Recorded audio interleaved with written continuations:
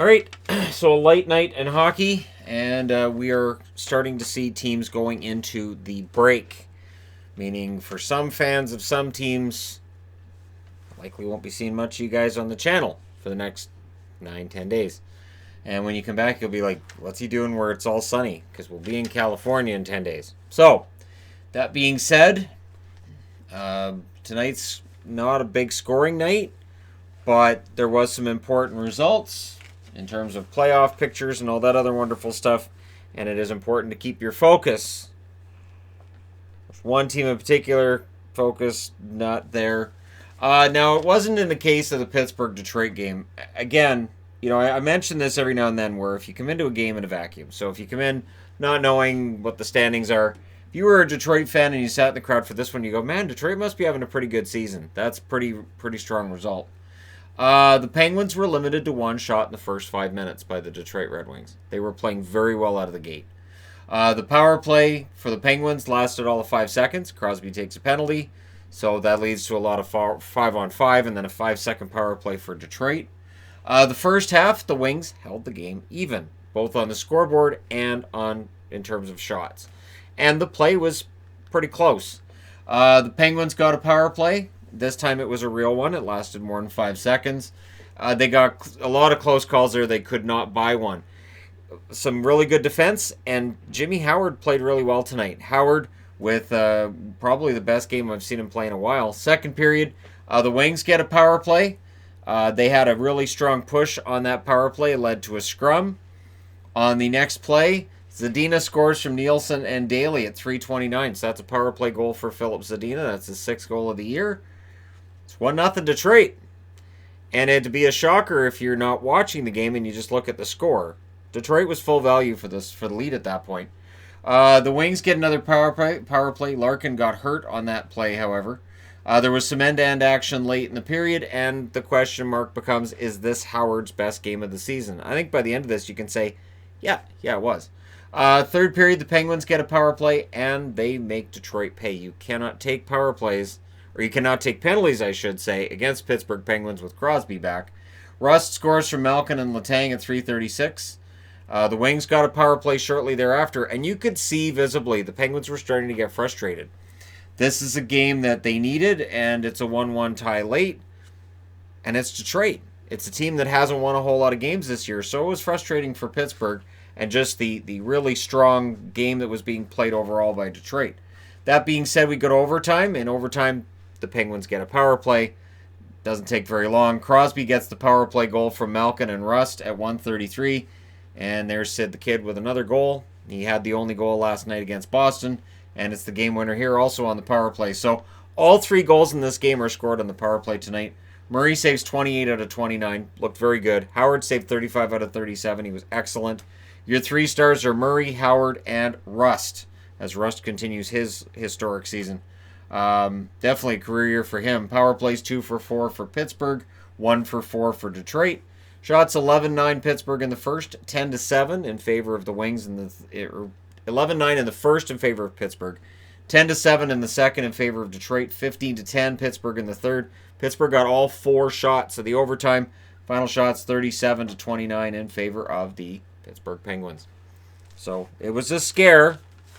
The Admiral Akbar Magnet was talking to me a little bit about halfway through this, but nope, not a trap game. Pittsburgh narrowly avoids it, and they do get the win in Detroit in overtime. So not a bad game for Detroit, but they still come out with 1 point rather than 2. Next up, Ducks in against Carolina. Same score, similar fashion. The difference is, in this case, the Ducks would be the underdog against the favored Carolina Hurricanes. And I'm looking at Carolina, and they're in a playoff spot, but boy, do they look vulnerable right now. Aho would score from Edmondson and Teravainen at 3:59. That Teravainen assist was added later. Originally, it was just Edmondson with the 1 assist. The Canes get a power play, and Miller. What a game for Miller. He denied Stahl. It was a really strong period for the Canes. But then, who gets a really nice goal? Eric Goodbranson. Yeah, kind of a nice goal. If you didn't see the name on the back of the jersey, you'd be like, that's a nice goal. Who got that? And then when somebody said Goodbranson, you'd go, am I a joke to you? So Goodbranson gets the goal from Getzlaf and Holzer at 18:18, and much like Teravainen. The Holzer assist was added later. And really nice goal by Eric Goodbranson. Yeah, his fourth as a Duck. Who knew? Then there was a last-minute chance for the Ducks as they had an opportunity to go ahead. And that whistle, or I should say the buzzer, came at exactly the right time for the Canes because the momentum was in favor of the Ducks. Second period, the Ducks get an early power play. That's killed off. The Canes get a power play. It's killed off as well. And then there was a trickler that got through Ryan Miller that just gets cleared. And that probably should have got buried into the net, but there was a Duck that got there first. The Ducks then had to push it around 15 and a half minutes. So with about 4.5 minutes left, which gets rejected by Reimer and as well by the Canes defense. Reimer wasn't a starter tonight. Why? I have to make him my honorary starter tonight. Why is that? Third period, the Ducks started it on the power play. The shots favored the Ducks, and it was a really quiet crowd in that third period. Like, it was quiet. Reimer made some stops with 5.5 minutes left, and the Canes almost ended it with about 15 seconds left. Really, really close. So we go into overtime. Both teams get one shot. The one shot for the Ducks goes into the net. It's Sam Steele from Silverberg and Lindholm, and it was a really nice breakaway for Steele. At 1:36, he puts it away, and here's to hoping Steele's going on a bit of a scoring binge here because he has the talent. I know it's there, and it's nice to see it on that breakaway. Miller, 25 saves on 26 shots. Reimer, 35 saves on 37 shots. Your three stars are Steele, Miller, and Aho. Power plays, both teams went 0 for 2 on the power play, so it wasn't really a big factor in this one. Completely opposite to this game. Score, though, is identical, and the road team wins both. Shots 12-11 Anaheim in the first, 13-6 Anaheim in the second, and the third 11-4 for the Ducks. And then in overtime, both teams get one shot. Final shots 37-26 in favor of Anaheim. They were ready, and so they win their second straight on the road in 2 nights. And they're still really far out of the playoffs. So I'm not going to say that gives them a lot of hope. But, hey, you've got to get some momentum somewhere. And they get it tonight in Carolina. So for Carolina, they do lose a chance to move 2 points ahead of that playoff line. They're only 1 point ahead of that playoff line. And they got to be sweating just a little bit. Speaking of sweating, the Jets, they come into tonight 1 point below the playoff line. All they had to do was get a win tonight over Tampa. It's a small task, right? Not really. Tampa does this with regularity. Scoring's down for them, and then all of a sudden, 7 goals. Tonight, 7 goals. There was a quick start for the Jets, actually, in this one. Vasilevsky looked pretty darn good. And then, Tampa shut him down. Kucherov missed the net wide at 9 minutes. However, Cirelli would score from Palat and Johnson at 9:27. Makes it 1-0. Kyle Connor hits a post shortly thereafter. And very often when a guy hits the post, there's a really good chance. There's a chance at the other end. Kucherov buries that one from Stamkos and point at 12:21. So the Tampa Bay Lightning up 2-0 at that point. So if you're the Jets, you're just thinking, all right, we've just got to hold on. Just hold on. And last minute of the period, Cirelli scores from Palat at 19:07.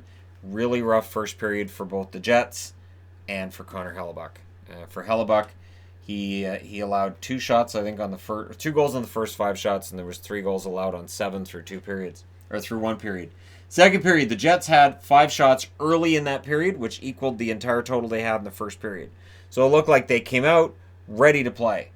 Stamkos just misses the net wide, and then Kucherov scores at 7:21 from point, and Stamkos at 7:21. So pretty much right after Stamkos misses the net wide, Kucherov puts one in. That's the second of the game. Vasilevsky then denied Gabriel Bork, and not long after that, Verhaeghe gets a goal at 11 minutes and 10 seconds. That's a 5-0 score. Connor Hellebuck, he's out. Laurent Brossoit is in. Not long after that, Roslovic scores from Perreault at 11:44, and it's like, all right, we can get back into this one. Kind of. We're down 5-1, but we can get back into it. Right? Not really. There was a last-minute Jets power play. That didn't end up going anywhere, but in the third, the Bolts get a power play, and while it didn't score during the first half of that period, Cirelli gets his first career hat trick. Palat with the assist on that, so Palat with 3 helpers. Doesn't get a star tonight either. But there were a lot of Tampa Bay Lightning members you could have given stars to. A lot. So I understand why they went the way they did. I probably would have given Palat a star instead of Stamkos, but that's fine too. So yeah, the hat trick goal for Cirelli, his first in his career. And then there was a crash into the boards by Sergachev and Bork. They got tangled up. Sergachev took the worst of it. And we'll see if there's any reports on that after the game. Not long after, at 10:45, Alex Killorn hits the 20-goal mark for the first time. He'd had 19 goals, I believe they said twice in his career. And they said this was his first ever 20-goal season. Stevens and Sergachev with the assists. So Sergachev did stay in the game. But again, when you crash into the boards like that, we'll see how he feels after the game, if it bothers him after the game, because it was one of those scary looking crashes. Spiza then took a puck to the face. It was the second time in the game that he ended up leaving for repairs. One of those scary things right under the visor. Roslovic then had a break that was denied, and then the Jets had a goal. I believe it was Nick Ehlers that had the goal, and they called it off for goalie interference. The Jets discussed it. Honestly, if you look at the replay, it was, I believe, Sergachev that actually interfered with his own goaltender. But either the Jets just wanted the game over, or they didn't feel like challenging it and having referees go, no, we made the right call. Oh, and by the way, now it's a power play for the Lightning and risk being down 8-1. So they just said, forget it, and the game ends 7-1. Vasilevsky saved 30 out of 31 in the victory. He continues his incredible run. I think that's 14 wins and 15 decisions for him. Hellebuck saved 7 out of 12. He's replaced by Brossoit, who saved 12 out of 14. Your 3 stars, Cirelli with the hat trick, Kucherov with 2 goals, and Vasilevsky with 30 saves. Why did I think Stamkos got a star? I must be tired from last night. And I am. I'm going to be honest. I am definitely tired from last night. Last night was a late night with the review, and then I was up early this morning as well. So it's just part of the job, really. Power play 0 for 1 for Tampa. They only had the 1. 0 for 2 for the Jets. Shots 7-5 Tampa in the first, 18-9 in favor of the Jets in the second, 10-8 in favor of the Lightning in the third. Final shots 31-26 in favor of the Jets. So there you go. The Jets stay below the playoff line. Tampa Bay, they move 5 points ahead of the Toronto Maple Leafs. They move within 6 points of the Boston Bruins, who are first. And for Pittsburgh, with that win, they are within 4 points of the Washington Capitals. The Ducks, with that victory, they move within 12 points of the playoffs. It's not going to make it. With the overtime loss, Carolina, 57 points. They're 1 ahead of both Columbus and Philadelphia, and 2 ahead of Florida. I kept trying to say Florida, and I stopped myself. So they're 2 ahead of Florida, 6 ahead of the Buffalo Sabres. Like, it's kind of a schmozzle there in the East. And with the 1 point, the Detroit Red Wings go to 28. They were at exactly half the number of points of the playoff line. So if all of their wins counted for 4 points and their overtime losses counted for 2, they'd be the second wild card. That'd be good news.